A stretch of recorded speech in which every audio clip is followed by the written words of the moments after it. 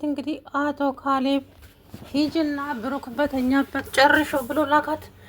እሷም ታዲያ ለነፍሷ ሳትሳሳ ቀጥ ብላ ሄደች። ታዲያ እዛ ስትደርስ መድብል ከጀርባዋ ቆሞ እሷ ጉዷን አላየችም ማለት ነው። ደንግጣ እንግዲህ አፍጥጣለች። ምሳሌዬ ታዲያ አባቴ ምንድነው የሆነው? አባቴ ምንድነው የሆነው? ቅድስት አባቴ ምንም እንዲሆንብኝ አልፈልግም እያለች እንግዲህ እየየዋን ቀጥላለች ማለት ነው። ወይዘሪት ማህሌት እንግዲህ እንዳያችኋት አሁን ካሌብ አስሮ ሊገርፋት ነበር፣ ግን ከኔ ጋር ትሰሪያለሽ ብሎ እሱ አጠገቡ አስቀምጧታል። ታዲያ አሁን ሂጂና ሄደሽ እምልሽን ታደርጊያለሽ ብሎ ላካት። እሷም ለነፍሷ ሳትሳሳ ቀጥ ብላ ሐኪም ቤት ድረስ ሄደች። ታዲያ ሞገስ ማነው መድብል በሩቁ አይቷት ነበር ስትመጣ። ኮፍያ ብታደርግም ለይቶ አይቷታል። ከዛ በኋላ ወይዘሪት ማህሌት እንግዲህ ሰክ ሰክ ብላ ስትመጣ ከኋላው እየተከታተለ ገባ ማለት ነው። በኋላ እንግዲህ እሷም እሺ አለች፣ አብሬ እሰራለሁ ብላ አለች። ሂጂና ጨርሹ። እንግዲህ መድብል አሁን ምን እንደሚያደርጋት ማሰብ አይከብድም። ግዴታ ዋጋዋ ማግኘት አለባት ማህሌት ማለት ነው። በዚህ ዙሪያ እንደዚሁ ከደረሰች በጣም ከባድ ነው የሚሆነው ነገሩ ሁሉ ማለት ነው። ትጨርሳቸዋለች እንዳሉ ሰዎቹን በሙሉ። ስለዚህ ማድረግ ያለበት መድብል እሷን አስሮ ምግብ ውሃ ከልክሎ ማስቀመጥ ካላስ። ከዛ በኋላ የምታመጣውን ማየት ነው ማለት ነው። ምን አይነት ክፉ ሴት እንደሆነች እኔ እንጃ። የእውነት ነው የምላችሁ፣ ለማሰብ ይከብደኛል። በጣም ክፉ ሰው ናት ከመነግራችሁ በላይ እና አላቅም። የሰው ልጅ በዚህ ደረጃ ጥግ ድረስ ለክፋት መሄድ። እሷ አሁን ይቅርታዬን አልተቀበሉኝም፣ ስለዚህ ጥሩ ሆኜ ስላልተቀበሉኝ አሁን እንደ ድሮ መጥፎ መሆን አለብኝ። ያንን ነው የሚወዱት።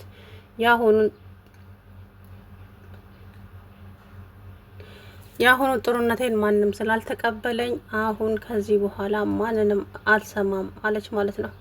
ከዛ በኋላ እንግዲህ ያደረገችውን አይታችኋል። በጣም ያሳፍራል፣ በጣም ያስጠላል። እውነት ለመናገር በጣም ነው የሚያስጠላው፣ እውነቱን ለመናገር ማለት ነው። ማለት ይሄን ያክል ምንም ልጅ እንኳን በመሀላቸው ባይኖር እንኳ ተዋልደዋል። እነኚህ ሁለት ሰዎች ተዋልደዋል፣ አብረው ነው የኖሩት። ግን እያደረገች ያለችውን ነገር አይታችኋል አይደለም? እሱን ለማጥፋት በቃ እሱን ከሰው በታች ማድረግ እንደዛ ነው የምትመኘው ማህሌት ማለት ነው። እና ትረገመች። ወይኔማ ቃጠለችኝ በእውነት። እንግዲህ ይቅርታዬን ካልተቀበላችሁኝ ዋጋችሁን እሰጣችኋለሁ ብላ ትላንትና እንዳያችሁት ያደረገችውን አይታችኋል ማለት ነው። ከዛም ሻንጣዋን ሸክፋ እንግዲህ ልታመልጥ ስትል የካሌብ ሰዎች አንዱ ፊቱን ተሸፍኖ ከኋላ ከፊት መጥተው ቀባ አድርገው ይዘዋት ሄዱ። በዛው እንግዲህ እንትናለች ማለት ነው። ተደናገጠች፣ ግራ ተጋባች። ምንድነው የማትወጡ ችግር ውስጥ እንዳትገቡ ብትለቁኝ ይሻላችኋል፣ ነግሬያችኋለሁ፣ እኔ ማን እንደሆንኩ አታውቁም እያለች ጭራሽ ያዙኝ ልቀቁኝ ማለት ጀመረች። አንቺ ማንም ሆኚ ግን ከዚህ የትም መሄድ አትችይም፣ አርፈሽ ተቀመጪ። አርፈሽ ማትቀመጪ ከሆነ ግን ከባድ ችግር ይፈጠራል፣ እመኝኝ እያለች ነው ማለት ነው። ስለዚህ እንግዲህ ወይዘሪት ማህሌት ከዚህ በኋላ ከባድ ችግር ነው የሚፈጠርባት ማለት ነው። እና ብቻ የሰው ልጅ በዚህን ያክል ምቀኝነት፣ ተንኮል አላውቅም፣ ብቻ ከባድ ነው። ምን እንደምላችሁ ባላውቅም ማህሌት የምትባል ሴትዮ ታዲያ እንደዚሁ እንግዲህ ህይወታቸውን ሲኦል ነው የማደርገው እንጂ እነሱ ደስተኛ ሆነው እንዲቀመጡም ሆነ እንዲኖሩ አልፈልግም። እኔ በፍጹም እኔ ማህሌት ነኝ። ሰራተኛዬማ ባሌን አታገባውም። ወይዘሪት ቅድስት በአንድ አይንሽ ስታለቅሽ ነው አንቺን ማየት የምፈልገው። ትሰሚኛለሽ? ከዚህ በኋላ ግን ምንም ብትይኝ ምን የፈለግሽውን ነገር አምጪ፣ አልሰማሽም እያለች እንግዲህ ያዙ ይልቀቁኛለች። ወይዘሪት ማህሌት ያደረገችውን አይተሻል። ማህሌት አንቺን ይቅር ብልሽ ፈጣሪም ይቅር አይበለኝ፣ እኔም ይቅር አልልሽም እያለ እንግዲህ መድብል በጣም ነው የተናደደው። እንዴት እኔ እኮ ትለወጣለች ብዬ ነበረ ያመጣኋት። እሷ ግን ጭራሽ ወንድሜን ነገሩ ይበለኝ። እሷን ማመን አልነበረብኝም። እሷን አምኜ ነው ጉድ የሆንኩት እያለ እንግዲህ በዛው እንትና ለማለት ነው። ወይዘሪት ማህሌት ታዲያ ካሌብ ጋር ደርሳ ለምንድን ነው የፈለጋችሁ? ያጠፋሁት ነገር አለ እንዴ? ዝም ባንቺ በረሮ የሆንሽ ልጅ ጨፍልቄ እንዳልጥልሽ አላት። ከዛ በኋላ አቶ መድብል እንግዲህ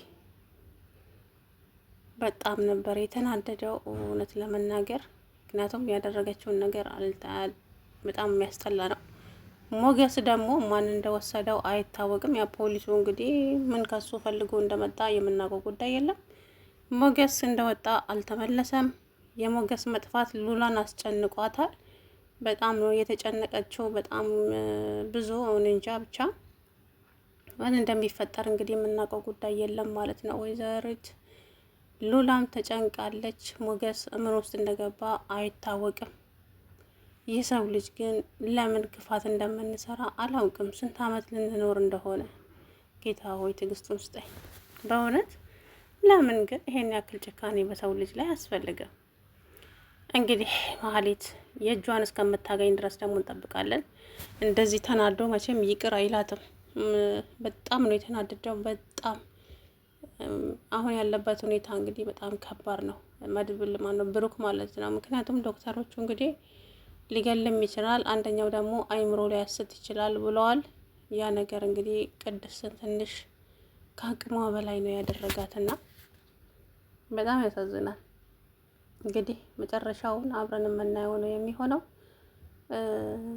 ማህሌትም በገዛ እጇ ነው ብሩክን ያጣችው እኮ።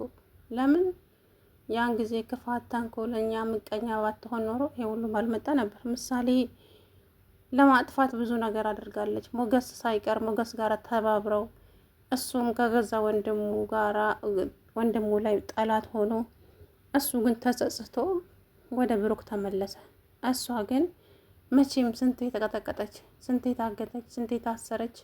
ምንም ከጥፋቷ የምትማር ሴት ባትኖር ማህሌት ብቻ ናት። እና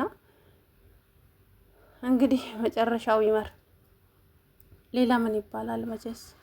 እውነት ለመናገር በጣም ነው የሚያስጠላው። እና ወይዘሪት ማህሌት እንግዲህ እሱ ፈጣሪ ለብሽ ጥሽ እንጂ ነው የምንላለው። እናቴዋ በጣም ነው የሚያስጠላው። በጣም በቃ እኔ እንጃ የእውነት በዚህ ልክ ክፋት ምን እንደሚሰራ አላውቅም ለሰው ልጅ።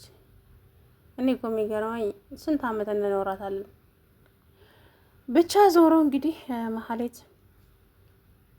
ዶክተሮቹ ምንድነው ሐኪሙ ጋር ሊጣራ ሲሄድ እንግዲህ ወንድሜ ሊየውና መድኃኒት ልገዛ ሄዳለሁ፣ ቅድስት አንቺንማ ብቻሽን እዚህ ጥዬሽ አልሄድም ብሎ ነበረ።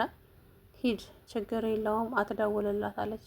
እኔ እኮ ይገርመኛል እኮ ማህሌት እዛ ስትመጣ ምን ልታደርጋት እንደሆነ እንደው ይከብዳል ብላችሁ ታስባላችሁ እንዴ? በጣም ከባድ ነው። ማህሌት ብቻዋን አይደለም የምትመጣው ሲጀመር ማለት ነውና ዞሮ እንግዲህ ምን እንደሚፈጠር አናውቅም። ያው ብሩክ አሁን ላይ በጣም ከባድ ሁኔታ ውስጥ ነው ያለው።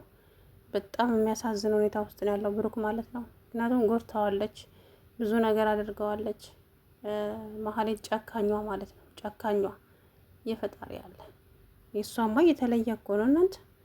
ምንም አይነት ርህራሄ የሌላት ሰው ብትኖር ማህሌት ናት። አለቀ። እንግዲህ ዞሮ ምን እንደሚፈጠር አናውቅም። ግን መድብል እንግዲህ በጣም ተናዷል። ማህሌት መቼ የሚቅር አልልሽም፣ አንቺ የሚቅር አትበይኝ ከዚህ በኋላ እያለ እንግዲህ ሲዝት ነበረ መድብል። እንግዲህ እሱን አብረን የምናየው ነው የሚሆነው። ሰላም ውድና የተከበራችሁ የቻናሌ ቤተሰቦች እንዴት ናችሁ? አለሁ ደህና ነኝ። እንግዲህ ወይዘሪት ማህሌት